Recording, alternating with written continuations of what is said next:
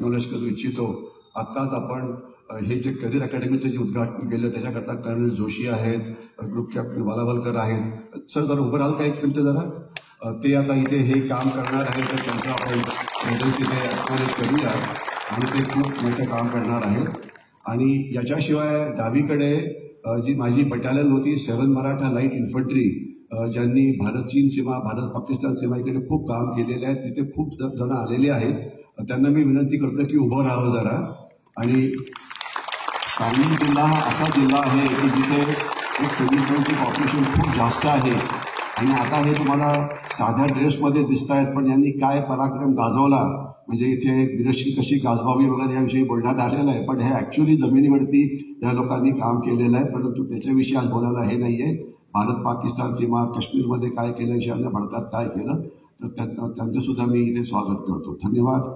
आणि याच्याशिवाय इथेच डॉक्टर नाटेकर बसलेले आहेत, माझी सख्खी मावसबाई सुधाताई नाटेकर बसलेल्या आहेत. आणि आपल्या माहितीकरता सर एक मिनिट उभं राहाल का जरा सर दोघेही. त्यांना आज अशा करता मी उभं राहायला सांगतो आहे की त्यांनी एक पुस्तक प्रेझेंट केलं या प्रतिष्ठानाला आणि त्या पुस्तकाचं नाव होतं शूरामी वंदिले. तर थोडक्यात मी या म्हणजे या पुस्तकाविषयी बोलणं हा आजचा विषय नाही आहे, पण त्याच्याविषयी मी तुम्हाला फक्त 2 मिनिटं सांगण्याचा प्रयत्न करतो की शूरामी वंदिले म्हणजे काय. तर माझा सख्खा मावस भाऊ किंवा सुधाताई आठल्यांचा सख्खा भाऊ 1962च्या युद्धामध्ये त्यांना वॉलॉंगच्या लढाईमध्ये वीरमरण आलेलं होतं. आणि त्यांनी वयाच्या 18व्या वर्षी NDAमध्ये प्रवेश केला. म्हणजे 21व्या वर्षी ते इंडियन मिलिटरी अकॅडमी डेहराडूनला गेले. तिथनं ते पासआउट झाले, आर्टिलरी सेंटरमध्ये गेले. तिथे त्यांना बेस्ट वायो म्हणजे बेस्ट यंग ऑफिसर करता जे अवॉर्ड असतं ते त्यांना मिळालं. आणि लगेचच वेळ झाली गोवा मुक्ती संग्रामाची. आपल्याला कल्पना असेल की 61 साली भारतीय सैन्य गोव्यामध्ये गेलं होतं आणि गोवा तोपर्यंत पारतंत्र्यामध्ये होता, पोर्तुगीजांच्या हाताखालती होता. तर 17 पॅराफीट याच्यामध्ये ते होते. त्यांनी तिथे हवाई म्हणजे पॅराड्रॉपिंग केलं होतं आणि गोव्याला 3 दिवसामध्ये स्वातंत्र्य मिळालं होतं. त्याच्यामध्ये विष्णू आठले यांचा सहभाग हा फार मोठा होता. इमॅजिन करा की शत्रूच्या राजधानीवरती पॅराड्रॉप करायचा म्हणजे काय हिंमत असेल याची आपल्याला कल्पना यावी. आणि लगेचच भारत चीन युद्ध हे सुरू झालं आणि त्याकरता विष्णू आठले यांना अरुणाचल प्रदेशमध्ये लोहित नावाची नदी आहे, तिथे एक खोरं आहे, त्याचं नाव आहे वॉलॉंग. वॉलॉंगला एक ॲडव्हान्स लँडिंग ग्राउंड आहे. तर तिथे 20 दिवस चीनच्या बरोबर लढाई चालली आणि चीनी सैनिकाचा तिथे ऑलमोस्ट पराभव झाला. आणि त्यानंतर चीनी सैन्य जे होतं हे पुढे तेजपूरच्या बाजूला आलं नाही, तिथे त्यांना वीरमरण आलं होतं. आणि त्याच्यावरती हे पुस्तक आठले फॅमिलीनी तयार केलेलं आहे. आपण हे जरूर बघावं. ही एका शूरवीराची कथा आहे की त्यांचं म्हणजे वयाच्या 22व्या वर्षी त्यांनी हे जग सोडलं होतं. तर खरोखर जे आपण वीरश्री पूर्ण गाणी म्हणतो हे करतो, पण जे स्वतःचं प्राण देऊन रक्त सांडून देशाला जे म्हणजे सुरक्षित ठेवतात त्यांचं सुद्धा कौतुक करणं हे अत्यंत गरजेचं आहे. म्हणून मी या पुस्तकाचा उल्लेख केला. आणि हे इथलेच म्हणजे डॉक्टर नाटेकर इथेच आहेत, त्यांचा मुलगा सुद्धा इथेच डॉक्टर आहे, तर म्हणून म्हटलं की त्यांच्याविषयी थोडंसं बोलावं. एक मी 40-45 मिनिटं बोलण्याचा प्रयत्न करीन. आणि मला जो विषय दिलेला आहे भारताची सुरक्षा वगैरे ते तर मी बोलेनच, परंतु त्याच्या आधी मला ही जी प्रतिष्ठान आहे ज्यांच्याविषयी बोलायची इच्छा आहे. आज मी यांचं सायन्सचं एक्झिबिशन बघितलं, अत्यंत उत्कृष्ट होतं. मुलांनी खूप चांगलं काम केलं होतं. आणि या प्रतिष्ठानाला बिल्ड करण्याकरता अनेकांनी कसं योगदान दिलं याच्याविषयी आपल्याला माहिती ही सांगण्यात आली. या सगळ्या संस्थापकांचं, या सगळ्यांनी ज्यांनी हे प्रतिष्ठान पुढे वाढवलं, या सगळ्यांचं आपण कौतुकच करायला पाहिजे. कारण संस्था ज्या होतात, थोडंसं वाटलं झालं मला वाटतं हे काय होत नाही, बघू काय का वाटलं झालं काय करता नाही, पण तुम्हाला दिसतं येते ठीक आहे. बघू ते येत आहेत का. ओके ठीक आहे, इतकं झालं, त्याच्यावर जास्त काही गरज नाही आहे. ती स्लाईड काहीतरी थोडीशी हल्ली पण दिसतं येते, मग ती अर्थ लोकांना कळतो आहे. तर मला एक तर तुझ्या संस्थेचं कौतुक करायचं आहे की ते अतिशय चांगलं काम करतायत. माझं फक्त एकच त्याच्यामध्ये सजेशन आहे की या मुलांनी जे सगळं चांगलं काम केलं होतं त्याची एक यूट्यूबची फिल्म बनवावी. म्हणजे त्यांनी केलेले प्रयोग, त्यांनी केलेले मॅथमॅटिकल लॅब वगैरे हे कायमचं रेकॉर्डवरती राहील आणि येणाऱ्या मुलांना त्याच्याविषयी माहिती मिळेल, त्यांच्या पालकांना याच्याविषयी माहिती मिळेल. कारण नाहीतर हे सगळं जे तुम्ही गोष्टी निर्माण केलेल्या आहेत त्या पुढच्या आठवड्याभरामध्ये त्या राहणार गेलं तर एक ते फार चांगलं काम होईल. हे एक माझं रेकमेंडेशन त्यांना आहे. 2 मिनिटं मला स्वातंत्र्यवीर सावरकर यांच्याविषयी बोलणं गरजेचं वाटतं. खरं सावरकरांविषयी काय बोलायचं, पण 2 गोष्टी मी सांगाव्याशा वाटतात की दुसऱ्या महायुद्धामध्ये स्वातंत्र्यवीर सावरकर म्हणाले होते की भारतीयांनी ब्रिटिश सैन्यामध्ये भरती व्हायला पाहिजे. ज्यावेळेला भारत पारतंत्र्यामध्ये होता आणि त्यावेळेच्या नेतृत्वाला वाटायचं की आपण ब्रिटिश सैन्यामध्ये का भरती व्हावं, तर सावरकरांचं म्हणणं होतं की तुम्ही जर सैन्यामध्ये आता भरती झाला तर तुम्हाला शस्त्र कशी चालवायची, तोफा कशा चालवायच्या, बोटी कशा चालवायच्या, रणगाडे कसे चालवायचे त्याचं तुम्हाला युद्ध प्रशिक्षण मिळेल. आणि ज्याच्यामुळे ज्यावेळेला भारत स्वतंत्र होईल तर त्यावेळेला ज्या लढाया लढल्या जातील त्यामध्ये तुम्ही देशाला प्रचंड मदत करू शकाल. हे केव्हा म्हटलं होतं? 1940 साली. देश स्वतंत्र झाला 1947 साली. आणि त्यावेळेला देशातले जे इतर नेतृत्व होतं, राजकीय नेतृत्व, त्यांचं म्हणणं होतं की भारतीयांनी ब्रिटिश सैन्यामध्ये नोकरी करू नये, कारण ब्रिटन त्यावेळेला आपला एक शत्रू होता. पण सावरकरांची दूरदृष्टी बघा.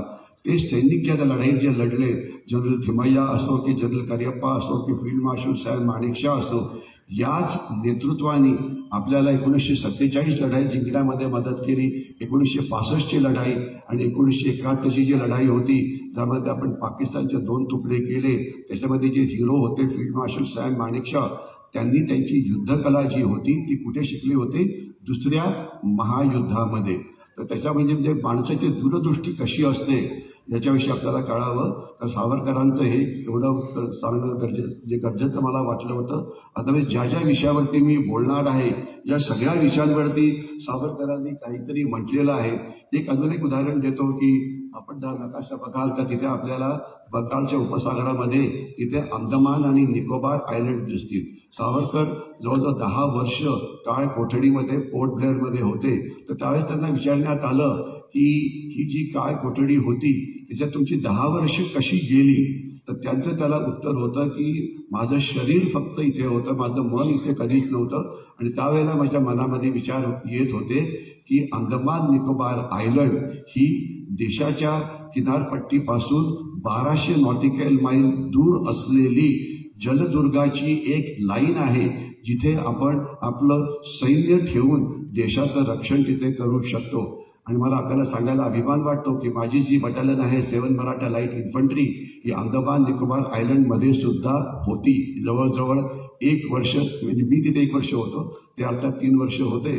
परंतु तिथे खरोखर ते सोल्जरिंग करायचं, तिथे लष्करी तळ कसे असायला पाहिजे, एअरफोर्स कसं असायला पाहिजे, नेव्ही कसं असायला पाहिजे, पेट्रोलिंग कसं करायला पाहिजे, हे सगळं काम तिथे ॲक्च्युली केलेलं आहे. आणि असं म्हटलं जातं की नेव्हीला आज एअरक्राफ्ट कॅरियरची गरज आहे, म्हणजे विमानवाहू जहाजांची गरज आहे. तर सावरकर म्हणाले होते की या भागामध्ये अशी विमानतळं आपण निर्माण करू शकतो की त्या अनसिंकेबल एअरक्राफ्ट कॅरियर्स अशा होऊ शकतील. म्हणजे त्यांची दूरदृष्टी केवढी होती ज्याची आपल्याला कल्पना यावी. मला वाटतं सावरकरांविषयी इतकंच बोलणं हे गरजेचं आहे. माझा आजचा विषय आहे भारताची सुरक्षा. तर त्याला म्हणजे मी थोडक्यात सांगायचा प्रयत्न करीन, कारण एक मला 40-45 मिनिटं बोलायला सांगितलेलं आहे आणि माझ्या आधी म्हणजे पुष्कळ बोलणं झालेलं आहे, वेगवेगळे विचार मांडण्यात आलेले आहे. सुरक्षा देशाच्या 2 भागामध्ये वाटता येईल. एक बाह्य सुरक्षा म्हणजे देशाच्या सीमेची सुरक्षा आणि दुसरी अंतर्गत सुरक्षा म्हणजे देशाच्या आतली सुरक्षा. आपण ज्यावेळेला बाह्य सुरक्षेविषयी बोलतो तर प्रश्न असा उभा होतो की देशाचे शत्रू कोण? देशाचा नंबर 1 शत्रू चीन आहे. म्हणजे इतकंसा मला वाटतं माझ्याशिवाय कोणी सांगू शकणारच नाही, कारण चीन शत्रू आहे, पाकिस्तान शत्रू आहे, बांगलादेश शत्रू आहे हे सांगण्याची अनेकांची हिंमतच नसते, कारण त्यांना वाटतं की डिप्लोमॅटिकली हे जे स्टेटमेंट आहे हे बरोबर होणार नाही. पण देशाचा नंबर 1 शत्रू चीन आहे, नंबर 2 पाकिस्तान आहे, बांगलादेश आहे आणि इतर काही देश आहे, म्यानमारमध्ये काही बंडखोर गुट आहेत आणि त्यांच्यापासून आपल्याला आपल्या सीमांचं रक्षण जे आहे ते करावं लागतं. तर सीमेचे रक्षण करण्याकरता काय वेगवेगळे प्रॉब्लेम्स येतात याच्याविषयी मी आपल्याला नंतर सांगण्याचा प्रयत्न करीन. परंतु त्याच्यानंतर जो अंतर्गत सुरक्षेची जी आव्हानं आहेत ती जास्त भयंकर आहेत किंवा ती जास्त मोठी आहेत. कारण जोपर्यंत सीमेचं रक्षण आहे, जोपर्यंत चीनविषयी लढण्याचा प्रश्न आहे त्याची आपण जास्त काळजी करू नये.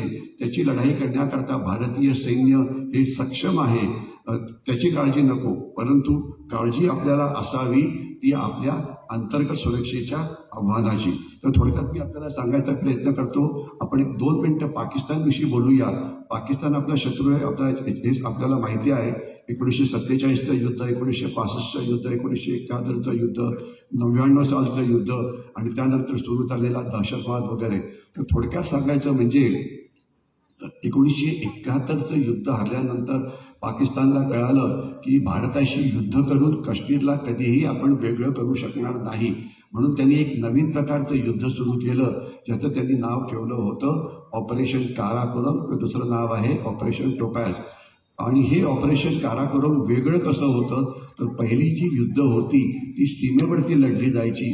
परंतु नंतरच्या या युद्धामध्ये 1972 नंतर पाकिस्तानने भारताच्या वेगवेगळ्या भागामध्ये दहशतवादी आणि त्यांचे समर्थक घुसवले आणि तिथे गडबड करायला सुरुवात केली. सर्वात पहिली गडबड 1980च्या दशकामध्ये पंजाब झाली. त्याला खाली पलटण 2 वेळा दहशतवादी विरोधी पंजाबमध्ये होती. आम्ही गुरुदासपूरमध्ये होतो. सीमावर्तीमध्ये खाली दहशत पाकिस्तानच्या बाजूने यायचे, त्यांना मारण्याचं काम हे आमचं होतं. 1990 पर्यंत या दहशतवादी कृत्याचं कब्बड मोडण्यात आलं आणि त्याच्यानंतर आता जो दहशतवाद आहे तो आता वेगळ्या प्रकारचा आहे. आता तिथे अफू चरस मोठ्या प्रमाणामध्ये पाकिस्तान पाठवत आहे. ड्रोन्स पाठवत आहे. ड्रोन्स म्हणजे पायलट नसलेली विमानं, त्याच्यामध्ये 15-16 किलो एवढं वजनाचं जे हे आहे ड्रग्ज आहेत ते पाठवले जातात. आणि आज अवस्था अशी झालेली आहे की जे खालिस्तानी दहशतवादी जे करू शकले नाही, जो अफगाणच्या चरसचा दहशतवाद आहे याच्यामध्ये म्हणजे पंजाबमधले जवळजवळ 15 लाखाहून जास्त युवक हे ड्रग्सच्या आहारी गेलेले आहेत. हे ड्रग्स थांबवायचे कसे, यांना डी-ॲडिक्शन कसं करायचं हे आपल्या समोर असलेलं मोठं आव्हान आहे. आपण त्याच्याविषयी नंतर थोडं अजून बोलू वेळ असेल तर. दुसरं जी गोष्ट आहे ते म्हणजे काश्मीरमधला दहशतवाद. अनेक आव्हानं आहेत. अपारंपरिक आव्हानं म्हणजे काय, दहशतवादी येणं किंवा त्यांचे म्हणजे स्फोटक पदार्थ येणे किंवा शस्त्र येणं ते सुद्धा आता जवळजवळ बंद पडलेलं आहे. दहशतवादी नावाचा प्रकार हा फक्त काश्मीरपुरता मर्यादित आहे, परंतु बाकीच्या भारतामध्ये होत नाही. परंतु इकडनं काय येतं, इकडनं ड्रग्ज येतात, म्हणजे अफगाणचा चरस येतो, इथून खोट्या नोटा येतात, इथनं सोनं येतं, इथनं बेकायदेशीर व्यापार होतो आणि या सीमा अजून आपल्याला जास्त सुरक्षित कराव्या लागतील. आता हे भूतान आहे, त्याच्यानंतर हे म्यानमार आहे. ते ईशान्य भारतातले जे बंडखोर गट आहेत त्यांची सगळे ट्रेनिंग कॅम्प हे म्यानमारमध्ये आहे आणि तिथून बऱ्यापैकी गडबड ही सुरू असते. आणि अजून आता बाकीचा ईशान्य भारत तर ठीक झालेला आहे, परंतु जो मणिपूरचा भाग आहे तिथे अजून शांतता म्हणजे प्रस्थापित व्हायला थोडासा वेळ लागेल. तिथे पुष्कळ मोठं काम चाललेलं आहे. तिथे सुद्धा भारतीय सैन्य मोठ्या प्रमाणामध्ये शूरता गाजवत आहे, परंतु तो आजचा विषय त्याच्याकरता नाही. आता हा जो विषय आहे ही स्लाईड तुम्हाला पुढची 10 मिनिटं बघावे लागेल, कारण हे जे आव्हान आहे हे महाभयंकर आहे. हा आहे बांगलादेश. आणि आज असं म्हटलं जातं भारतामध्ये 5 ते 6 कोटी बांगलादेशींनी घुसखोरी केलेली आहे. आणि बांगलादेशी घुसखोरी हे सगळे म्हणजे हिंदुत्ववादी म्हणा हे म्हणा पुष्कळ काय काय सांगत असतात, परंतु सर्वात मोठं सुरक्षेचं आव्हान तर भारतासमोर असेल तर ते बांगलादेशी घुसखोरीचं आहे. कारण मोदी सरकारला येऊन आता जवळ 11 वर्ष झाले मला वाटतं हे आव्हान आपल्याला अजून पेलता आलेलं नाही आहे. आणि याचा मी इतिहास तुम्हाला थोडक्यात 1-2 मिनिटात सांगण्याचा प्रयत्न करतो. म्हणजे देशाची एका म्हणजे पाकिस्तान आणि भारत ही संकल्पना पहिल्या वेळा 1935 साली आली आणि त्यावेळेला असं ठरलं की ज्या भागामध्ये हिंदू जास्त आहेत तो भारतामध्ये भाग सामील होईल, म्हणजे ज्यावेळेला स्वतंत्रता मिळेल त्यावेळेला, आणि जिथे मुसलमान जास्त आहेत तो भाग पाकिस्तानमध्ये जाईल. तर त्यावेळेला ईशान्य भारत हा असा भाग होता जिथली लोकसंख्या ही विरळ होती आणि त्यानंतर प्रचंड प्रयत्न केला गेला बांगलादेशी घुसखोरी ही ईशान्य भारतात करून त्याला पाकिस्तानला जोडण्याचं, आणि त्यावेळेच्या नेतृत्वाने ऑलमोस्ट मान्य केलं होतं की ईशान्य भारत कुठे जाईल तर पाकिस्तानमध्ये. परंतु त्यावेळेला एक देशभक्त असे नेते होते, त्यांचं नाव होतं गोपीनाथ बोरदोय. त्यांनी थांबवलं, ते मुख्यमंत्री होते आसामचे त्यावेळेला, आणि त्यांनी ते थांबवलं. तर ते नसते तर तुम्हाला ते म्हणजे ईशान्य भारतात भारताचा भाग राहिला नसता. आणि आपल्यातलं जर कोणी ईशान्य भारतात गेलं असेल, ईशान्य भारताचं जे सर्वात मोठं एअरपोर्ट आहे ते आहे गुवाहाटीला, आणि गुवाहाटी एअरपोर्टचं नाव जे आहे ते लोकनायक गोपीनाथ बोरदोय असं आहे. ते अतिशय देशभक्त होते. 1947 नंतर थोडंसं मी जी आता आकडेवारी सांगेन तर ती जरा सांगायला अनेक जण घाबरतात, पण मी ती पटकन सांगायचा प्रयत्न करीन आणि त्याच्यावरती जास्त प्रश्न पण मला विचारू नका. 1950 साली भारत आणि पाकिस्तानची जनगणना मोजणी झाली. कारण 47 साली ज्यावेळेला भारत आणि पाकिस्तान वेगळे झाले तर भारतातले काही मुस्लिम हे पाकिस्तानमध्ये गेले आणि पाकिस्तानचे अनेक हिंदू हे भारतामध्ये आले. परंतु ही 48 नंतर ही सगळी मुवमेंट थांबली आणि त्यानंतर काय फारशी मोठी मुवमेंट ही झाली नाही. आणि 1950 साली ज्या वेळेला लोकसंख्या मोजणी झाली त्यावेळेला असं दिसलं की त्यावेळेच्या पाकिस्तानमध्ये म्हणजे वेस्ट पाकिस्तानमध्ये किंवा सध्याच्या पाकिस्तानमध्ये 9% हिंदू हे शिल्लक होते. आपण ज्यावेळेला हिंदू म्हणतो तर याच्यामध्ये ख्रिश्चन पण आले, याच्यामध्ये जैन पण आले, याच्यामध्ये बुद्ध पण आले, याच्यामध्ये जे ट्रायबल्स असतात म्हणजे ज्याला आपण वनवासी म्हणतो म्हणजे जाती जमाती त्या पण आल्या, म्हणजे थोडक्यात मुसलमान सोडून बाकी सगळे. तर ती 9% लोकसंख्या तिथे शिल्लक राहिलेली होती. आता किती आहे? 1% आहे. बाकीचे गेले म्हणजे ज्याचं गणित चांगलं असेल किती कमी झाली? 8%. ते गेले कुठे हा प्रश्न मला विचारू नका तुम्ही. आणि म्हणजे ते काही फार सुखाने राहत नाही, ते गायबच झाले ते. आणि तीच आकडेवारी आपण बांगलादेशच्या बाबतीमध्ये घेऊ की जो फोटो तुम्हाला इथे समोर दिसतोय तिथे 26% हिंदू हे शिल्लक होते. आज यांची संख्या 8%हून किती कमी झालेली आहे. तर हे जे 16% गेले कुठे तर तुम्हाला मी हे क्लिअर कट सांगतो. 60 लाख हिंदूंना मारण्यात आलं.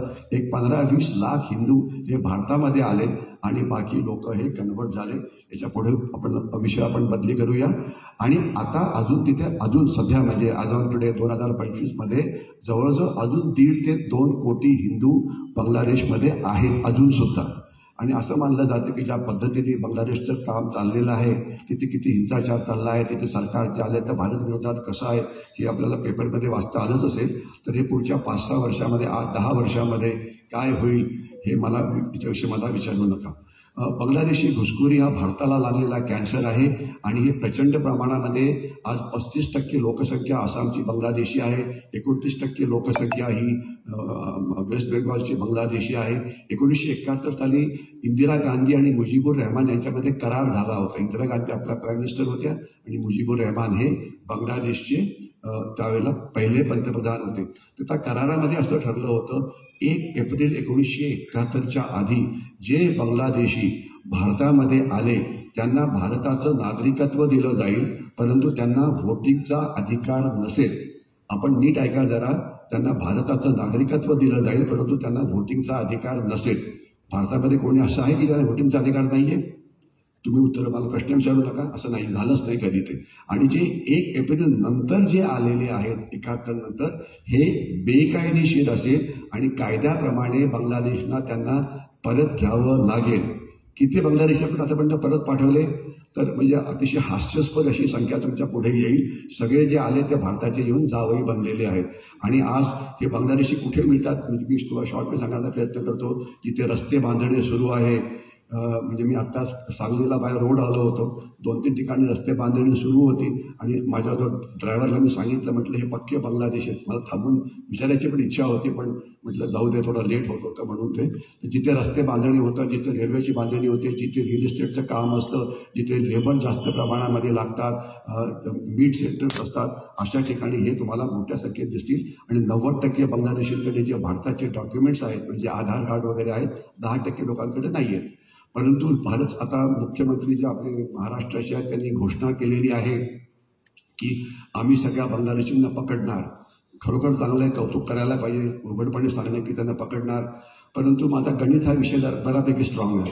म्हणजे गणिताची लॅबोरेटरीमध्ये मला घेऊन गेले होते, माझं पुन्हा गणिताची रिव्हिजन झाली, तर 200 ते 300 बांगलादेशी पकडले असे रिपोर्ट हे न्यूजपेपरमध्ये आले होते. तर मी गणित केलं, जर 300 बांगलादेशी पकडण्याकरता जर 3 महिने, तर जर 6 कोटींना जर पकडायचं असेल तर किती, तर मला वाटतं माझ्या पंटूच्या वेळेला सुद्धा ते पकडले जाणार नाही. म्हणजे माझं गणित चांगलं बरं का, तुमची लॅब खूप चांगली होती. म्हणजे हे अशक्य काम आहे आणि याच्यावरती नुसते म्हणजे आपला भारत हा एक घोषणाप्रिय गर्जनाप्रिय देश झालेला. शिवाजी महाराज की जय, आणि चांगली गोष्ट आहे भारतीय तुकडेपेक्षा, परंतु कृतीशीलताची गरज आहे ती पूर्णपणे होत नाही. आणि त्याच्यामध्ये 2-3 मुद्दे आम्ही अनेक वेळा सांगण्याचा प्रयत्न केलेला आहे. बांगलादेशी जर तुम्हाला शोधायचे असतील तर तुम्हाला पोलिसांची जी इन्व्हेस्टिगेटिव्ह ऑफिसर्स असतात त्यांची संख्या वाढवायला पाहिजे. सध्या एका पोलीस स्टेशनमध्ये 1 ते 2च असतात, ते जवळजवळ 20, 25, 30 करायला पाहिजे. त्यांची जे खटले आहेत ते 7-8 दिवसामध्ये व्हायला पाहिजे. खटले हे व्हिडिओ कॉन्फरन्सिंगनी व्हायला पाहिजे. शिक्षाही त्यांना पटकन द्यायला पाहिजे, परंतु ते दुर्दैवाने होत नाही. आज आपली न्यायव्यवस्था, इथे कोणी न्यायव्यवस्थेत तर कोणी आहे की नाही मला माहिती नाही, परंतु स्टॅटिस्टिकल तुम्हाला मी एव्हिडन्स सांगतो की आपले एक अतिशय विद्वान असे हे होते सरन्यायाधीश, काय मराठीच होते ते, आत्ताच रिटायर झाले ते. तर ज्यावेळेस ते आले, ते सरन्यायाधीश बनले, त्यावेळेला 3.5 कोटी केसेस या कोर्टासमोर पेंडिंग होत्या आणि ते ज्यावेळेला गेले तर त्याची संख्या 4 कोटीपर्यंत वाढली होती. म्हणजे त्यांनी काय केलं की त्यांना तुम्ही विचारा, मी विचारणार नाही.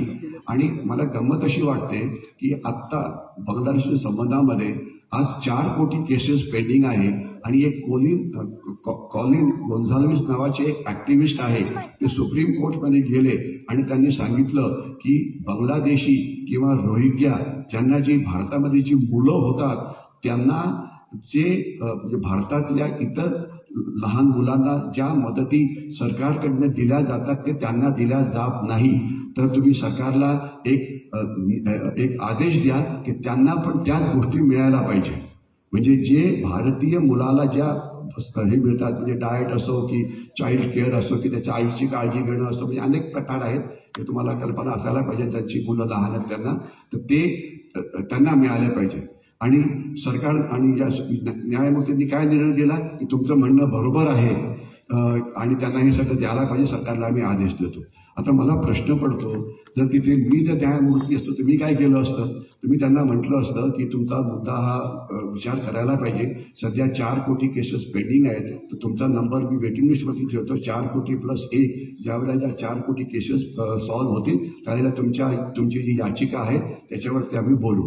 परंतु नशिबाने दुर्दैवाने मला न्यायमूर्ती बनवलेला नाही आहे, तर त्याच्यामुळे त्यांनी ऐकलं आणि निर्णय पण दिला. हे निर्णय का द्यावा हा प्रश्न तुम्ही स्वतःला करा. मला वाटतं की असे निर्णय द्यायला पाहिजे होते का? ज्यांना वाटतं द्यायला पाहिजे होते त्यांनी हात वर करावा, जे प्रेक्षकांमध्ये बसलेले आहेत. ज्यांना वाटतं की हात जास्त द्यायला नको होता त्यांनी हात वर करावा. ओके. आणि ज्यांना हात खाली करा, ज्यांना काहीच वाटत नाही त्यांनी हात वर करावा. नोटा नावाचा प्रकार आजकाल फार मजबूत झालेला आहे. अनेक जण विचार करतात की तळ्यात की मळ्यामध्ये, पण विचार करा, हा असला फालतू न्याय फक्त भारतामध्ये दिला जातो. आणि केवळ तुम्हाला सांगतो की जे एवढे दहशतवादी पकडले गेलेले आहेत, बहुतेक दहशतवादी हे म्हातारे होऊन तुरुंगामध्ये मरतात. आणि म्हणजे फाशीवरती लटकवलेल्या दहशतवाद्यांची संख्या ही फारच कमी आहे. आणि आज काश्मीरच्या म्हणजे माझे जे सैनिकी मित्र त्यांना सांगायला काही हरकत नाही, जवळजवळ 6-7 हजारहून जास्त दहशतवादी आज काश्मीरच्या जेलमध्ये आहेत. ठीक आहे ना. त्याच्यातले कोणालाही कधीही फाशीची शिक्षा मिळणार नाही. इनफॅक्ट एक वेळ अशी होती की काश्मीर सरकार म्हणत होतं की दहशतवाद्यांच्या कुटुंबियांना पेन्शन मिळायला पाहिजे. दहशतवाद्यांच्या कुटुंबियांना पेन्शन मिळायला पाहिजे. का बरं, त्याच्याविषयी आपण नंतर कधी ते बोलू त्याच्याविषयी. तर बांगलादेशी घुसखोरी हा भारताला लागलेला कॅन्सर आहे, त्याच्याविषयी काहीतरी करायलाच पाहिजे. कोणीतरी इथे टाईमकीपर आहे, मला एक 45 मिनिटं 50 मिनिटं झालं की सांगा, नाही तर इथेच दगडफेक सुरू होईल. नाही, हे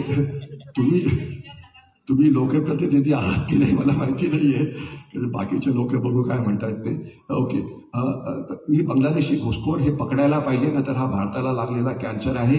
आणि आज एक शेवटचं वाक्य त्यांच्याविषयी बोलतो आणि नंतर मी पुढे जातो की आज भारतीय, आम्ही सध्या पुण्यामध्ये आहे, निवडणुका झाल्या की 50% सुद्धा भारतीय हे मतदान करत नाही. कल्पना आहे सांगलीमध्ये किती केलं मला माहिती नाही.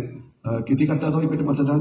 50% जास्त आहे, थोडं 60 होतं. ओके, तर तुम्ही जास्त म्हणजे हे देशभक्त. पुण्यामध्ये मतदानाचा दिवस जाहीर झाला की आम्ही सरळ जातो कुठे, कोकणामध्ये सिंहगडला, महाबळेश्वर, पाचगणी वगैरे फिरायला जातो. म्हणजे मतदान न करणं हा आमचा जन्मसिद्ध हक्क आहे.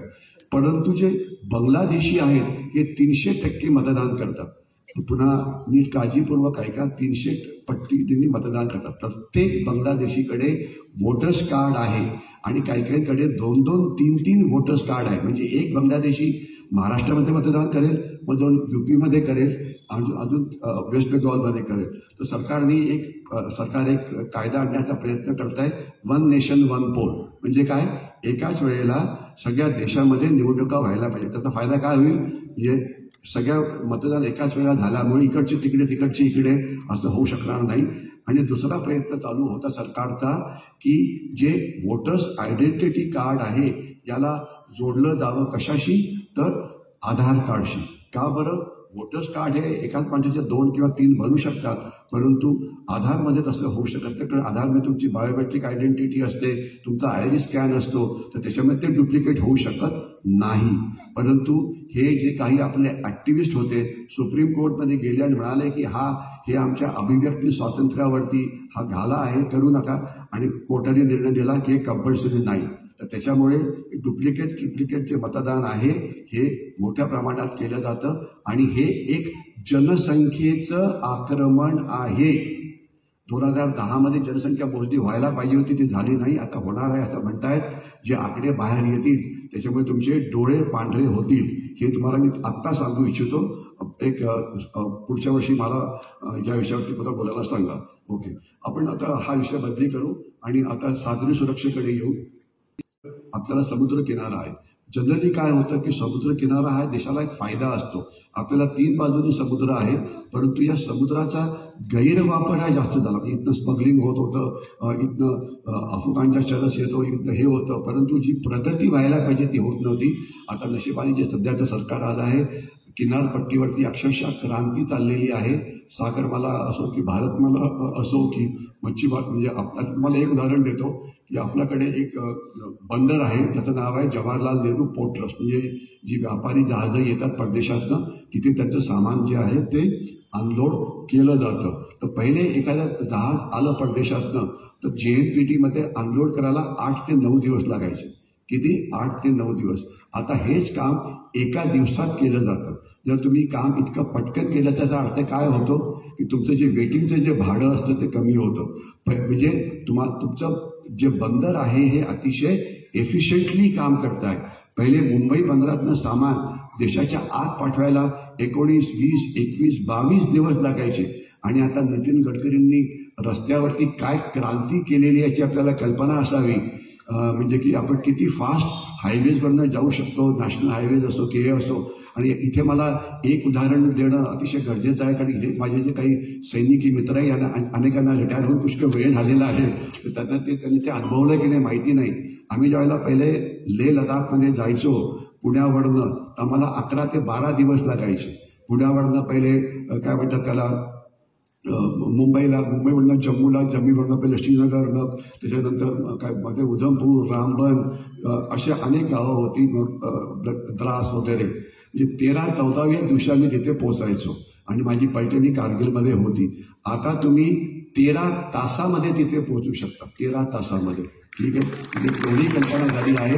आणि दुसरं या सैनिकांना किंवा सगळ्यांनाच कळायला पाहिजे, आज 29 बोगदे बांधण्यात आलेले आहे काश्मीरमध्ये. तर काश्मीरमध्ये काय व्हायचं, पहिले गाडी तुमची डोंगरावरती वर चढायची, खालती यायची, पुन्हा वर चढायची, पुन्हा खालती यायची.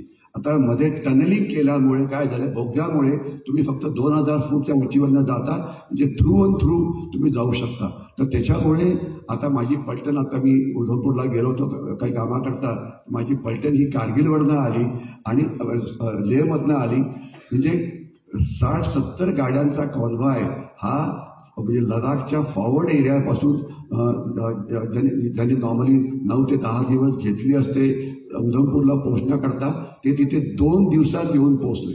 म्हणजे 10 दिवस कुठे आणि 2 दिवस कुठे याची आपल्याला कल्पना यावी. तर त्याच्यामुळे सैन्याची जी एफिशियन्सी आहे ही ट्रिमेंडसली वाढलेली आहे आणि तोच प्रकार आता ईशान्य भारतामध्ये झालेला आहे. ज्यावेळेला माझं ईशान्य भारतामध्ये मी एका ब्रिगेडमध्ये होतो, अलॉंग म्हणून जागा होती, तर तिथे आम्हाला जायला जवळजवळ 11-12 दिवस लागायचे. 2 लहान मुलांना घेऊन जायचं तर ते एक मोठं आव्हान होतं. आता तुम्ही 12 किंवा 13 तासात पोहोचू शकता. 2 तासात विमान पकडायचं तुम्ही, म्हणजे पुण्यावरनं गुवाहाटीला जायला 2 तास, तिथे 1 तास थांबायचं. 40 मिनिटाची फ्लाईट तुम्हाला दिब्रुगडला घेऊन जाते आणि तिथून 4 तासाच्या आत तुम्ही अलॉंग नावाची जागा, जिथे माझं पोस्टिंग तिथे जाता. म्हणजे माझं घर जे साळुंकी विहारमध्ये आहे, तिथून प्लेस ऑफ पोस्टिंगमध्ये तुम्ही 14 तासात पोहोचू शकता. म्हणजे रस्ता क्रांती, विमानतळाची क्रांती, रेल्वेची क्रांती काय झालेली आहे याची आपल्याला कल्पना यावी आणि याच्यामुळे देशाची एफिशियन्सी, सुरक्षा ही मोठ्या प्रमाणात वाढते, एवढं आपल्याला कळायला पाहिजे.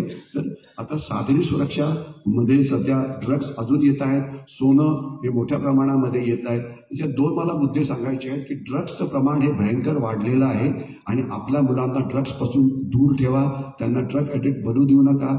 आज 15 ते 16 लाख पंजाबचे युवक हे ड्रग्सच्या आहारी गेलेले आहे. मध्ये एक सिनेमा आला होता उडता पंजाब म्हणून, तो काय आहे त्याची मला विचारू नका, पण ड्रग ॲडिक्शन किती पसरलेलं आहे त्याचं ते उदाहरण आहे. दुसरं, मोठ्या प्रमाणामध्ये सोन्याचं स्मगलिंग केलं जातं. तिसरं, खोट्या नोटा या आणल्या जातात. तर थोडंसं समुद्री किनारा, महाराष्ट्राला जवळजवळ 790 किलोमीटरचा समुद्र किनारा आहे. आपले जे 4-5 जिल्हे आहेत, मुंबई आहे, त्यानंतर पालघर वगैरे, तर तिथे अजूनसुद्धा सुरक्षा वाढवण्याची गरज आहे. आपला समुद्र किनारा, तिथे असलेली बंदरं, तिथे असलेली मोठी हे अंदमान निकोबारमध्ये 750 आयलंडचे तिथे फक्त 29 माणसं राहतात, बाकी ठिकाणी राहत नाहीत. आणि लक्षद्वीप आयलंड जी आहेत तिथे फक्त 4 किंवा 5 बेटांवरती माणसं राहतात. परंतु याचा आपण चांगलाचा वापर करायला सुरुवात केलेला आहे हे आपल्याला लक्षात यायला पाहिजे. तर आपण आता थोडंसं 2 मिनिटं बोलूया अंतर्गत सुरक्षेविषयी. ही 4 मोठी आव्हानं आहेत. बंगारेशी घुसखोरीविषयी मी बोललो, काश्मीरविषयी आता थोडंसं 1 मिनिटं बोलण्याचा प्रयत्न करीन, नक्षलवाद आणि आतंकवादाविषयी बोलण्याचा प्रयत्न करीन. तर मी नक्षलवादाविषयी आता जास्त म्हणजे बोलत नाही, कारण नक्षलवाद हा सुद्धा भारतासमोर एक मोठं आव्हान होतं आणि ते भारतासमोर चीनने चालवलेलं छुपं युद्ध होतं. एक वेळ अशी होती की ज्या वेळेला 40% भारताचा भाग हा नक्षलवाद्यांच्या आधिपत्याखाली होता. आता त्याचा जो एरिया आहे ही खूप कमी झालेली आहे. इथे भारतीय सैन्य काम करत नाही, इथे अर्धसैनिक दलं आहेत आणि जवळजवळ 25 ते 30% महिला नक्षलवादामध्ये सामील आहेत. आणि पहिले ज्यावेळेला मी ब्रीफिंग करायचं असं म्हटलं जात होतं की नक्षलवाद्यांनी भारताला 2 भागामध्ये वाटलेलं आहे या रेड कॉरिडॉरमुळे. परंतु आताचं जे प्रमाण आहे ही फक्त जी 4 राज्य आहे तिथे नक्षलवाद आहे किंवा माओवाद आहे. त्याला 4-5 नावं आहेत, नक्षलवाद किंवा माओवाद किंवा डावा दहशतवाद किंवा डावा उग्रवाद. तर आता या 4 राज्यामध्ये आहे आणि त्यांनी देशाचं प्रचंड नुकसान केलं. हजारो कोटी रुपयाची प्रॉपर्टी बर्बाद केली, हजारो कोटी रुपयाची खंडणी वसूल केली. आणि तुम्हाला मी एकच उदाहरण देतो की आज भारतामध्ये जी पॉवर निर्मिती होते, वीज निर्मिती जी होते, 70% वीज आहे ही कोळशापासून निर्माण केली जाते. त्याला म्हणतात थर्मल पॉवर हे होतं ते. आणि भारतामध्ये कोळशाचं मोठं भंडार असून सुद्धा आपण तो कोळसा काढू शकत नाही, कारण तिथे नक्षलवाद्यांचं आधिपत्य आहे म्हणून असं म्हटलं जातं. तर नक्षलवाद्याचं आपण जर कंबरड मोडलं तर भारताचा जो अर्थव्यवस्थेचा जो वाढण्याचा वेग आहे सध्या 6.4 किंवा 6.5 असा म्हटला जातो, तो डबल होऊ शकतो. म्हणजे इथे तुम्हाला कुठल्या अर्थशास्त्राची काही गरज नाही आहे. म्हणजे आपल्याकडे असलेला कोळसा जर आपल्याला वापरता आला, आपल्याकडे असलेली खनिज पदार्थ जर आपल्याला वापरली आली तर देशाची खूप क्रांती होऊ शकते. हे नुकसान खूप झालेलं आहे, अजूनसुद्धा लोक मारले जातात. आणि एक इथे मला सांगायचं हे वाटेल की आता महाराष्ट्र पोलिसांनी एक मराठा रेजिमेंटचेच एक सैनिकी अधिकारी आहेत, त्यांना त्यांचं म्हणजे त्यांना ट्रेनिंग करण्याकरता इन्चार्ज केलेलं आहे. ब्रिगेडियर तुम्ही नाव विसरतो, जे सेंट्रल कमांडंट होते, साप वगैरे पकडायचे, त्याचं नाव लक्षात सांगेन त्यांना, तर ते महाराष्ट्र पोलिसांना थोडा ॲडवाईस देत आहे. ओके. आणि हा जो भाग आहे, आता हा बघा, आता सध्या जे नक्षलवाद आहे तो एवढ्या भागापुरता जो लिमिटेड आहे. आणि देशाचे गृहमंत्री म्हणतात की 2026 आम्ही त्याचं पूर्ण कंबरड मोडू. झालं तर फार चांगलं आहे, परंतु 2008 चिदंबरम गृहमंत्री होते, त्यांनी हेच विधान केलं होतं, ते गेले, नक्षलवादी काही गेले नाही. त्याच्यानंतर 2015 आपले राजनाथ सिंग हे गृहमंत्री होते, त्यांनी पण अशाच प्रकारचे विधान केलं होतं, ते गेले, परंतु नक्षलवादी गेले नाही. आणि आता म्हणतात अमित शहा, तर बेस्ट ऑफ लक, झालं तर फार चांगलं आहे, परंतु ही लढाई चिकट आहे. याच्याकरता जोपर्यंत दंडकार्याने जंगलामध्ये जाऊन त्यांची आपण तळ उद्ध्वस्त करत नाही, तोपर्यंत हा नक्षलवाद सैनिक दलं आहेत ती अशा प्रकारच्या जंगलामध्ये जायला तयार नाहीत. आणि आम्ही जंगलामध्ये जाऊन कशी कारवाई करत होतो, नंतर जे आमचे इथे काही सैनिक बसलेले आहेत त्यांच्याशी जरूर बोला की आम्ही जंगलात जाऊन काय केलं ते, पण त्याकरता हिंमत लागते की जी ते पुरेशी दाखवायला तयार नाही आहेत. तर त्याच्यामुळे नक्षलवाद हा अजून काही दिवस चालेल. आशा करूया की येणाऱ्या काळामध्ये. आणि आपलं गुप्तहेर खातं एक अतिशय विरोधी होतं की कधीतरी कुठेतरी केव्हा तरी नक्षलवादी हल्ला होणार आहे, तर नेमकी ज्याला ॲक्शनेबल इंटेलिजन्स म्हणायचं ते मिळत नव्हतं, परंतु आता ते पुष्कळच फरक पडलेला आहे. आणि हा जो भाग आहे महाराष्ट्राचा, या भागामध्ये नक्षलवाद आहे, खास तर गडचिरोली जिल्हा, आणि आमचे काही जवान या भागात राहतात. आणि आजकाल या भागात तर सैन्यामध्ये भरतीचं प्रमाण बऱ्यापैकी वाढलेलं आहे. त्यांनी देशाचं खूप नुकसान केलेलं आहे, बुलेट प्रूफ गाड्या उडवलेल्या आहेत. परंतु आता जे सध्याचं आता म्हणजे असं मानलं जातं की 1 ते 1,500 शस्त्रधारी नक्षलवादी असावेत. आणि अमित शहा म्हणतात की अर्ध्याचं तिथे त्यांना मारतील, बघूया काय होतं ते. कारण स्वतः काही अमित शहा हातात बंदूक घेऊन जाणार नाही दंडकातल्या जंगलामध्ये, तिथे जातील ते CRPF जाईल किंवा BSF जाईल किंवा CISF जाईल, आणि ते काही पूर्ण जायला तयार नाही. परंतु एक शब्द मात्र पुन्हा पुन्हा वापरला जातो, इन्क्लुडिंग आपले पंतप्रधान शब्द वापरतात, ते म्हणजे अर्बन नक्षल्स. अर्बन नक्षल्स म्हणजे काय, याचा थोडक्यात अर्थ काय की एक तर नक्षलवादी जे जंगलामध्ये हातात बंदुका घेऊन फिरतात, आणि दुसरे काय आहे ते शहरामध्ये. मग हे काय करतात, देशाच्या विरोधामध्ये उलट्या सुलट्या कारवाया करतात. आणि पहिले ज्यावेळेला आपण पाकिस्तानविषयी बोलायचो तर असं म्हटलं जायचं, पाकिस्तानचं ब्रीदवाक्य होतं ब्लिडिंग इंडिया बाय 1000 कट्स, म्हणजे भारताच्या अंगावरती लहान लहान घाव चढायचे आणि भारताला रक्तबंबाळ करायचं. म्हणजे एक बॉम्ब ब्लास्ट मुंबईमध्ये, एक पुण्यामध्ये, एक गोरखपूरला, एक दिल्लीमध्ये. परंतु आता जे त्याचे डावपेच ते बत्ती झालेले आहेत, bleeding India by 10,000 NGOs, 10,000 activist. म्हणजे काय, आता भारतामध्ये अशा काही संस्था आहेत की ज्या देशद्रोही काम करतात. तुम्ही ती कुठली राधा अकॅडमी हे नाव ऐकलं असेल. 2008 जो आझाद मैदानाला जी पोलिसांची पेटाई झाली होती, तर त्यांनी काय केलं होतं त्याची आपल्याला कल्पना असावी. म्हणजे काही जिहादी प्रवृत्तीच्या संस्था की ज्या देशामध्ये उलटी सुलटी कामं करतात, त्यांची अशा पुष्कळ आहेत. दुसऱ्या काही आहेत डाव्या संघटना, एक मला नाव होतं कबीर कला मंच. ते काय करतात, तर शहरामधनं युवकांना प्रेरित करून त्यांना नक्षलवादी भागात पाठवायचं. नक्षलवाद्यांचे जे नेतृत्व आहे त्यांची मुलं नक्षलवाद्यामध्ये नाही बरं का, परंतु ते गरिबांची मुलं त्यांना ते पकडण्याचा प्रयत्न करतात. याच्याशिवाय काही जण आहेत त्याला म्हणतात की देशामध्ये कुठलंही डेव्हलपमेंट होऊ द्यायची नाही. रस्ता बांधायचा होऊ देणार नाही, पुण्याला आउटर रिंग काढायचा होऊ देणार नाही, ते पालघरजवळ जे बंदर आहे ते काढायचं होऊ देणार नाही. एकच तुम्हाला मी उदाहरण देतो, कारण आपण महाराष्ट्रामध्ये राहतो. महाराष्ट्रामध्ये एक दानेर नावाची जागा आहे कोकणामध्ये. कोकणातलं आपल्याला कोकण माहीत असायलाच पाहिजे. तर तिथे जगातला सर्वात मोठा तेल शुद्ध करणारा कारखाना सौदी अरेबिया हा बांधणार होतं.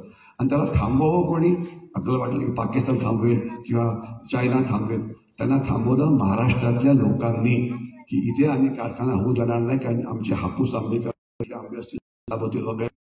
तर तिथे कारखाना झाला तर कोकणातल्या लोकांना ही नोकरी करता कोकणाच्या बाहेर जावं लागलं नसतं. 5 ते 6 लाख हे डायरेक्ट जॉब्स क्रिएट होणार होते, आणि जवळजवळ 15 ते 20 लाख इनडायरेक्ट जॉब, म्हणजे टॅक्सी ड्रायव्हर असो, भाजीपाला असो, दूध विक्रेती करणारा असतो, म्हणजे वेगवेगळ्या त्याला सपोर्टिंग सर्व्हिसेस लागतात त्या झाल्या असत्या.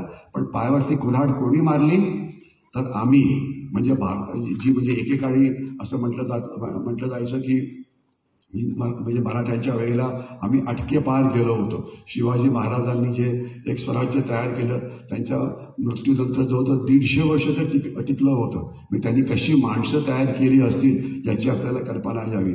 तर अटके पार गेलेला महाराष्ट्र आता महाराष्ट्रामध्येच अडकलेला आहे. अटके पार म्हणजे काय हा प्रश्न तुम्ही मला विचारू नका. जर तुम्ही म्हणजे अटक काय होतं आपल्याला कल्पना असेलच मला वाटतं. अटक माहिती सगळ्यांना काय आहे अटक प्रकार, आणि मराठा अटके पार का गेले, काही त्यांना दुसरं काही काम नव्हतं का, कावाला गेले काही कल्पना आहे का? कारण मराठा इतिहास आहे तुम्हाला महाराष्ट्रामध्ये आपण सांगलीमध्ये भरपूर इतिहासकार आहेत, त्याची नावं पण आपण ऐकलेली आहेत. ओके, थोडक्यात सांगायचा प्रयत्न करतो. अनेकांना माहिती असेल पण त्यांना सगळ्यांच्या समोर बोलायची इच्छा नाही आहे. भारतावरती जी आक्रमणं झाली 12व्या शतकापासून, महम्मद गझनी, महम्मद घोरी, बाबर आणि म्हणजे अनेक जण झाली, ती सगळी खैबर खिंडीतनं झाली होती. खैबर खिंड म्हणजे काय असतं, त्या भागातला एक जमिनीचा खचरवाद खालचा भाग, जिथून हे सगळे आक्रमक करणारे भारतामध्ये येत होते.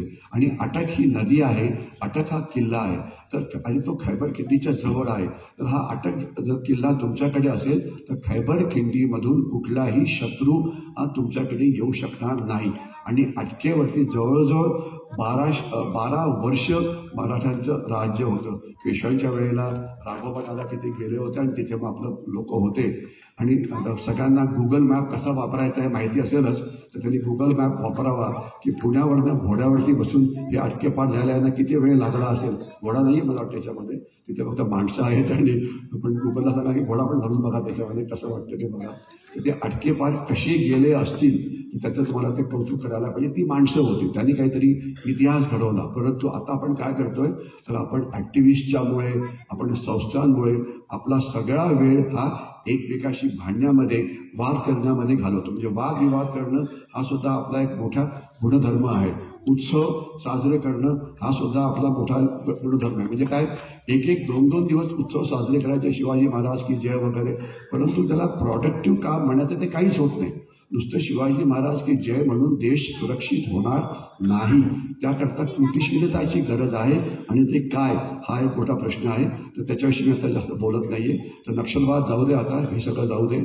आता मी फक्त 2 मिनिटं येतो. काश्मीरचा हा नकाशा आहे आणि एकेकाळी काश्मीर म्हणजे छुपं युद्ध जे आहे हा एक मोठा प्रकार होता. आणि हिरव्यातला जो भाग आहे ते पाकिस्तानी ऑक्युपाईड काश्मीर आहे.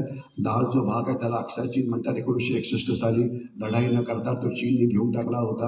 आणि त्यावेळेचं नेहरूंचे प्रसिद्ध वाक्य आहे की not even the blade of grass grows here. ठीक आहे ना. त्यावेळेला स्वातंत्र्यवीर सावरकरांनी काय म्हटलं होतं हे मी सांगत नाही तुम्हाला, कारण एखाद्या वेळेस लोकांना वाईट वाटेल की म्हणजे की तुमच्या डोक्यावरती सुद्धा केस नाही आहे, तर मग तुम्ही तुमचं डोकं कशाला ठेवायचं इथे वगैरे. ठीक आहे. तर एनिवे मधला जो भाग आहे तो आहे काश्मीरचा आणि त्याचे 2 मोठे भाग आहेत. आणि आज काश्मीरची लोकसंख्या 2 कोटीच्या आसपास आहे. आणि इथे मोठ्या प्रमाणामध्ये दहशतवाद हा होत होता, परंतु आता त्याचं जवळजवळ कंबरडं मोडण्यात आलेलं आहे. आणि आजच्या काश्मीरमध्ये 100 ते 125 दहशतवादी असावे एवढा अंदाज आहे. त्यांची दहशतवादी कृत्य करण्याची क्षमताही खूप कमी झालेली आहे, मात्र ते आहेत. आणि हा जो दहशतवाद आहे हा काश्मीर खोऱ्यापुरता मर्यादित आहे. म्हणजे काश्मीर खोरं म्हणजे काय, झेलम नदीचं खोरं.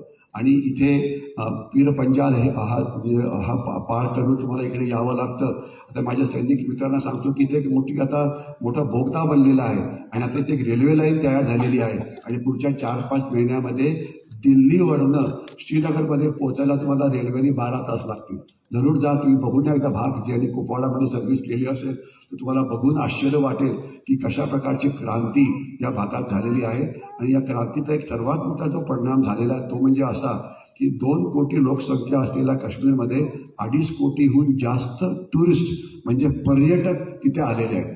आणि त्याच्यामुळे मला सांगायला अभिमान वाटतो की पहलगाम वगैरे ज्या मोठ्या जागा आहेत की जिथे टुरिस्ट जातात तिथे वडापाव मिळतो. वडापाव का मिळतो, कारण इतके मराठी लोक तिकडे जातात, त्यांना वडापाव आवडतो म्हणून वडापाव मिळतो. तुम्हाला गुजराती ढोकळा तिथे मिळतो, तुम्हाला डोसा तिथे मिळतो. म्हणजे डोसा मिळणं, ढोकळा मिळणं, वडापाव मिळणं हे इतकं कॉमन नव्हतं. मी त्यावेळेला मी हा विचार पण नाही केला की वडापाव कुठे खायला मिळतो म्हणून तो, परंतु आता मिळतो. याचा अर्थ की इतक्या मोठ्या प्रमाणात टुरिस्ट तिथे जातात की त्याच्यामुळे काश्मीरचं भारतीयकरण हे मोठ्या वेगाने होत आहे. एवढंच मी सांगतो, पुढे जाऊया आपण आता. आणि हे दहशतवादी कसे आत येतात हे तुम्हाला दाखवायचा प्रयत्न करतो. त्यांचं रिक्रुटमेंट केली जाते, त्यांचं ट्रेनिंग केलं जातं, त्यांना पैसे दिले जातात, त्याच्यानंतर त्यांचं रिलिजियस इंडॉक्ट्रेशन केलं जातं आणि ज्यावेळेस त्याचं ट्रेनिंग पूर्ण होतं तर त्यावेळेला रात्री त्यांना 6 ते 8च्या ग्रुपमध्ये त्यांना पाठवलं जातं भारताच्या आतमध्ये. आणि हेच अशा सीमेचं रक्षण करण्याचं काम सेवन मराठांनी केलं होतं 95 ते 98 साली. त्याच्यानंतर पुन्हा एकदा पलटण उरीमध्ये होती, त्यावेळेला पण ते काम झालं. ज्यावेळेला आम्ही ब्रिगेड कमांड केली त्यावेळेला आम्हाला हेच काम होतं की जे दहशतवादी तिकडनं येतात त्यांना मारण्याचं. जवळजवळ 95% दहशतवादी हे सीमेवरती मारले जातात. एक 5% आत येण्यात मदत मिळते आणि मग ते जो काश्मीरमधला जो दहशतवाद आहे तो पुनर्जीत ठेवण्याचा प्रयत्न करतात. ईशान्य भारताविषयी फक्त एवढंच बोलायला पाहिजे की हा जो बाकीचा जो भाग आहे तिथली नागा बंडखोरी काय, मिझो बंडखोरी काय, या सगळ्यांचं सैन्याने कंबरडं मोडलेलं आहे आणि तिथे मोठ्या प्रमाणात रक्त पण सांडलेलं आहे. सध्या जो मणिपूरचा भाग आहे तिथे आता काही प्रमाणामध्ये हिंसाचार आहे. आता तिथे राष्ट्रपतींची राजवट लागू झालेली आहे आणि तिथे आता भारतीय सैन्य हे खूप काहीतरी काम करत आहे आणि त्याच्यामध्ये काही माझा पर्सनल अँगल पण आहे, पण तो जाऊ दे. बाकीच्या भारतातला दहशतवाद हा जवळजवळ थांबलेला आहे की असे तुम्हाला म्हणजे छाती ठोकून सांगू शकतो की बॉम्बस्फोट होणार नाही, 26/11सारखा हल्ला होणार नाही, परंतु बांगलादेशी घुसखोरी मात्र मोठ्या प्रमाणामध्ये चालू राहील हे लक्षात असावं. आणि हा आपला सीमेवरती भाग जो आहे 90% मॅडम झालं तुम्ही हल्ला म्हणून पण काही वेळा काय करतात की TV चॅनलमध्ये गेलो की ते तुमचा माईकच बंद करून टाकतात. मी तुम्हाला कळतं की आपण मोठ्या गर्जना करतो आहे पण कोणी ऐकत नाही. किंवा काही वेळा तिथे पाण्याचा ग्लास ठेवला असतो, अर्धाच ग्लास भरून ठेवतात की ते पाणी पिऊन घसा कोरडा पडला की तो बघता चुपचापणे मागे घेतो. पण इथे मात्र इथं मला पाणी दिसत नाही. म्हणजे त्यासाठी पहिल्याच विचार केलेला की जास्त पाणी देऊ नये, कारण पाणी मिळालं की अजून उत्साह वाढतो. ओके, मी पुढे जातो. चिनी ड्रॅगनचे आव्हान वगैरे आम्हाला मिळालेली ही शूरता पुरस्कार वगैरे ठीक आहे ना, ते या लोकांना काही ओळखून येतील. आणि काही वेळा काय होतं की म्हणजे जे रेल्वे स्टेशन असतं किंवा हे असतं तिथे फोटो लागले असतात तर त्याला विचारलं जातं की यांना तुम्ही ओळखता का. म्हणजे काही लोक असतात तर तुम्ही यांना ओळखता का. बरंच चित्रामध्ये जो आहे तो डावीकडे मीच आहे. ज्यावेळेला आमच्या युनिटला ज्याला सायटेशन मिळालं होतं त्यावेळी जे चीफ ऑफ आर्मी स्टाफ होते ते तिथे देतात आम्हाला. आणि जे राईटला जे आहेत ते आमचे त्यावेळेचे सुभेदार मेजर होते विष्णू कावलकर, जे ते तिथे आहेत, आम्हाला ते मिळालं होतं. आणि अनेक असे शूरता पुरस्कार विजेते आहेत. हे मेजर प्रसाद मोहरकर भंडाऱ्याचे होते, त्याच्यावरती मी एक लेख पण लिहिला होता. अर्धावरती डाव उलटला अधुरी एक कहाणी, भातुकलीतल्या खेळामधली राजा आणि राणी. दुःखदायक गोष्टी आहेत. मीडियाविषयी मी बोलत नाही, मात्र पुण्याविषयी बोलणं गरजेचं आहे. पुण्यामध्ये, कारण पुण्यामधनं आम्ही येतो आणि नागरिकांनी करायला काय पाहिजे, नागरिकांचं कर्तृत्व काम काय असायला पाहिजे. तर पुण्यामध्ये आमची समजूत आहे की ट्रॅफिक रूल तोडणं हा आमचा जन्मसिद्ध हक्क आहे. कसा आहे, कुठलाही लाईट असो आम्ही पुढे मुवमेंट करणारच. ठीक आहे, तर म्हणजे पुण्यामध्ये ट्रॅफिक जॅम कसा होतो हा एक अतिशय इंटरेस्टिंग विषय आहे. आज पु ल देशपांडे असते तर त्यांनी याच्यावरती पूर्ण पुस्तकच लिहिलं असतं, पण माझ्याकडे ती विद्वत्ता नाही आहे. परंतु आज मला वाटतं की ते मी थोडंसं सांगण्याचा प्रयत्न करतो की पुष्कळ वेळा प्रश्न येतो की सावरकर क्रिएट होते, छत्रपती शिवाजी महाराजांची जयंती आत्ताच आपण साजरी केली. 4 फेब्रुवारीला तानाजी मालुसरे यांनी सिंहगड कसा कॅप्चर केला याच्यावरती पुष्कळ काय सांगण्यात आलं. पण तानाजी मालुसरेंनी काम केलं, छत्रपती शिवाजी महाराजांनी काम केलं, सावरकरांनी काम केलं, मग आम्ही काय करू शकतो आजच्या दिवसामध्ये, हा एक प्रश्न आहे. आणि ज्यावेळेला आपण जे मानवतेचा इतिहास लिहितो त्यावेळेला असं दिसतं की असे देश महान बनतात ज्या देशातला सामान्य नागरिक हा प्रश्न स्वतःला विचारतो की मी देशाकरता काय करू शकतो. म्हणजे मला देशाकडनं लाडली बहिणा पाहिजे, माझ्या देशाकडनं फुकट वीज पाहिजे, फुकट पाणी पाहिजे, काय म्हणजे काय फुकट खूप गोष्टी मिळतात त्या सगळं पाहिजे. हे ठीक आहे, थोडाफार प्रमाणात सरकार देईल, पण आपण काय करू शकतो हा एक मोठा प्रश्न आहे. त्याच्यामध्ये तुम्हाला मी 2-3 गोष्टी सांगण्याचा प्रयत्न करीन. याच्यावरती माझा एक मोठा व्हिडिओज आहे की सामान्य माणूस रोजच्या जीवनामध्ये काय करू शकतो. मी 1-3-4 मिनिटं सांगण्याचा प्रयत्न करीन. एक तर आपण एक देशप्रिय देशभक्त नागरिक बना, म्हणजे देशाचे कायदे पालन करणं, देशाचे रूल फॉलो करणं, देशानंतर देशाकरता पाणी वाचवणं, देशाकरता वीज वाचवणं, पर्यावरण आता जे सायन्स पर्यावरणाचं रक्षण करणं, शेतकऱ्यांकडनं माल विकत घेणं, जी तुम्ही पेमेंट करता हे जरा नीट ऐका, ही केवळ डिजिटल पेमेंट करा, म्हणजे जीपे करा, कॅश पेमेंट करू नका.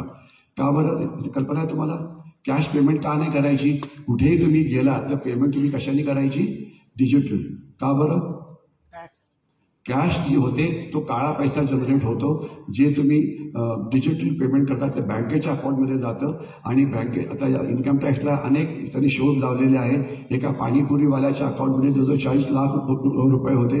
एका वडापावच्या ह्याच्यामध्ये जवळजवळ 30 लाख रुपये होते.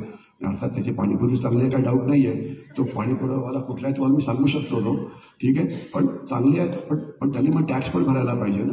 तर थोडक्यात डिजिटल पेमेंट करा आणि जर डिजिटल पेमेंट घेत नसेल तर तिथे जाऊ नका, दुसरीकडे जाऊन करा. भाजीवाला असो की दुकानदार असो, दुकानदार तुम्हाला घाबरण्याचा प्रयत्न करतात की तुम्हाला जीएसटी लागेल, तुम्हाला हे लागेल ते लागेल, पण त्याची काळजी करू नका. डिजिटल पेमेंट करा, हा एक महत्त्वाचा मुद्दा आहे. याच्याशिवाय दुसरं असं असतं की आज म्हणजे त्याला काय म्हणायचं की चीननी भारतामध्ये प्रचंड प्रमाणामध्ये आर्थिक घुसखोरी केलेली आहे. तर एका वाक्यात सांगायचं म्हटलं तर करायला काय पाहिजे? बी इंडियन बाय इंडियन, स्वदेशी.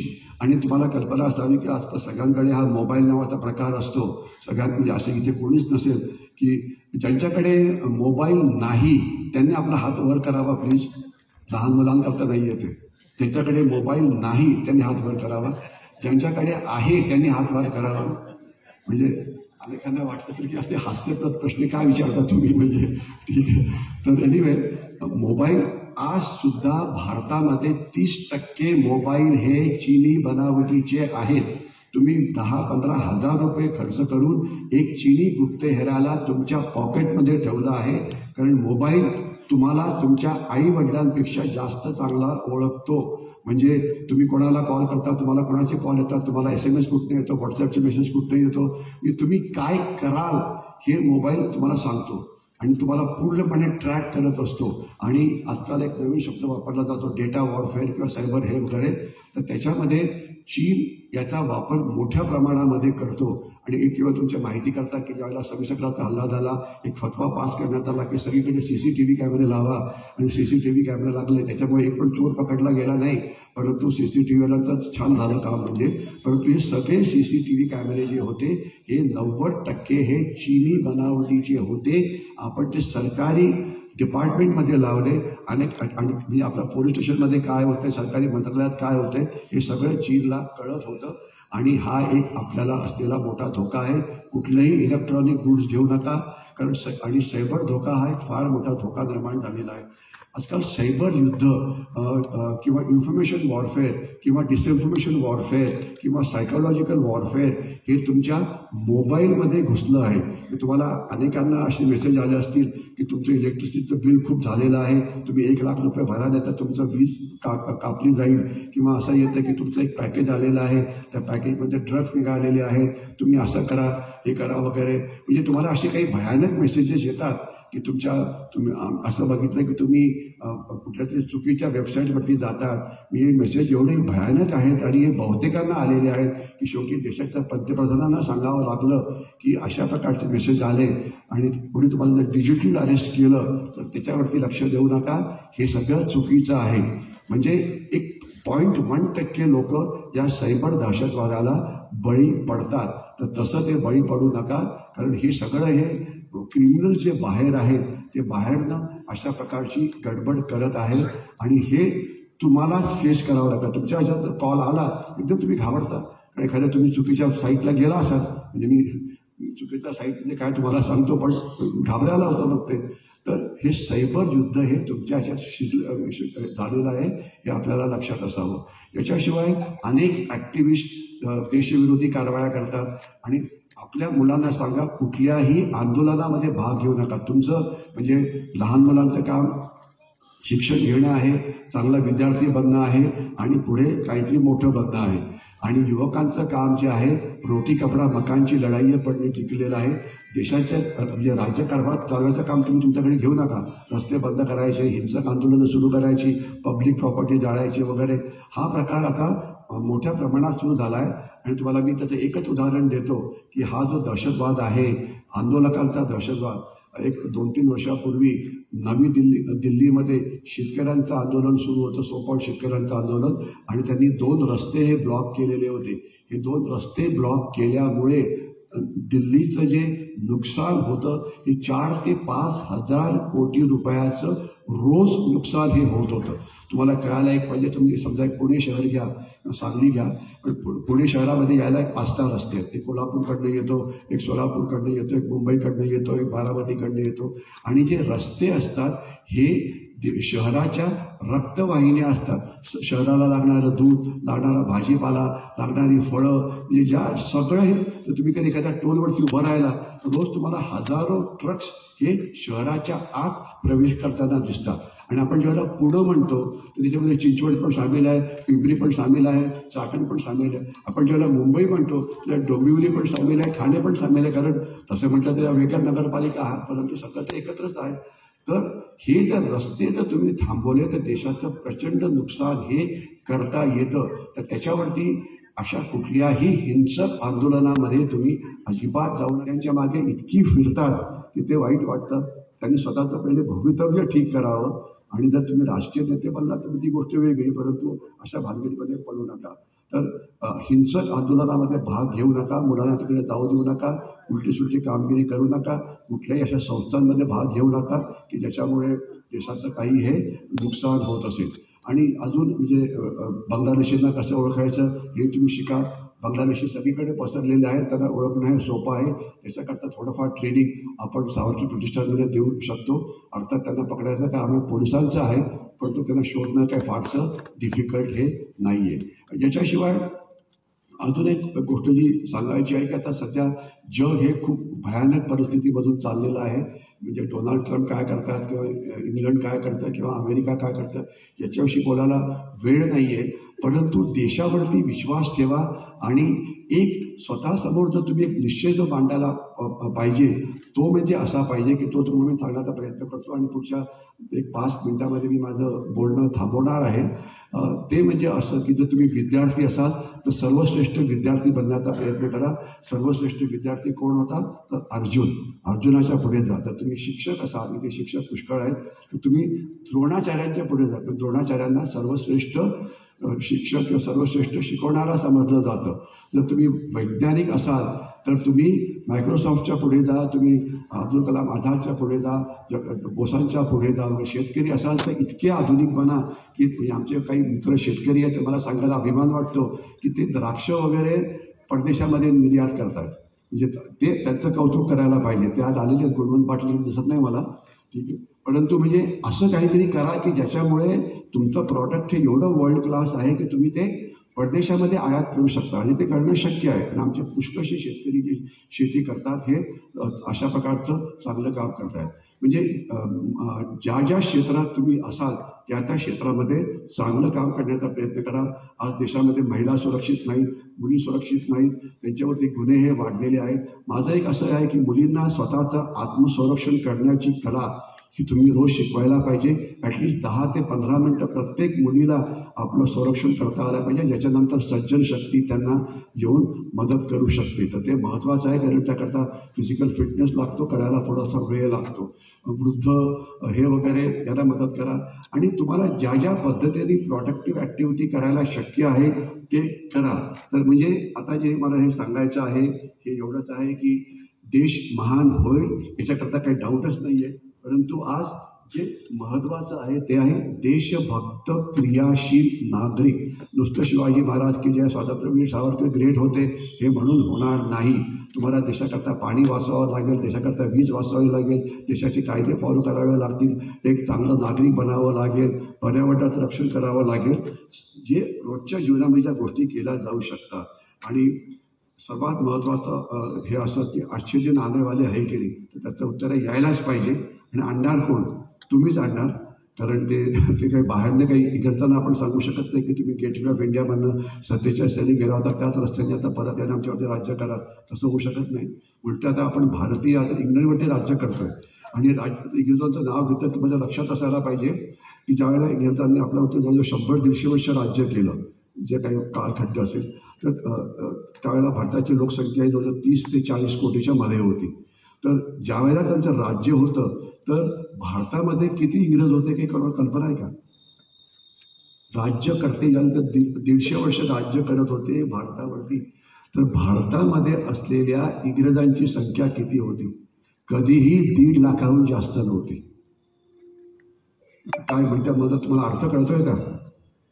1.5 लाख इंग्रजांनी 40 कोटी भारतीयांवरती राज्य केलं आणि त्यांना मग मदत करायला इतर हे होते. तर ही एक खरोखरच शेवटची स्लाईड आहे की स्वतःला विचारा की मी देशाकरता काय करू शकतो, की देशाची सुरक्षा, देशाचा सन्मान, देशाचं क्षेत्रपोषण हे सर्वात प्रथम नेहमीच आणि प्रत्येक वेळी, आणि स्वतःचा आराम, स्वतःची सोय, स्वतःची स्वच्छता नेहमीच आणि प्रत्येक वेळा शेवटीच. तर मला वाटतं सगळ्यांनी आपल्याला हा प्रश्न विचारायला पाहिजे की देशाला सुरक्षित करण्यामध्ये, देशाची प्रगती करण्यामध्ये मी रोजच्या जीवनामध्ये काय योगदान करू शकतो, आणि काहीतरी प्रमाणामध्ये छत्रपती शिवाजी बनण्याचा प्रयत्न करा. 100% नसेल तर ॲटलिस्ट 5% बना, 6% बना, 4% बना, परंतु काहीतरी प्रोडक्टिव्ह ॲक्टिव्हिटी करा, एवढं सांगतो. आणि शेवटचं ही जे स्लाईड आहे, युद्ध पद्धती वेगाने बदली होते. आता बंदुका येणार नाहीत, आता बॉम्ब ब्लास्ट होणार नाहीत, आता ॲक्टिव्हिस्ट येतील, आता NGOज येतील, आता देशद्रोही माणसं येतील, अर्बन नक्षल्स येतील आणि ते देशाला आतून पोखरायचा प्रयत्न करतील. तर त्यांची कारस्थानं समजा आणि त्यांच्या कृतीला कधीही मदत करू नका. उलटं त्यांच्या विरुद्ध तुम्हाला काही इन्फॉर्मेशन वॉरफेअरमध्ये भाग घेता आला तर जरूर घ्या.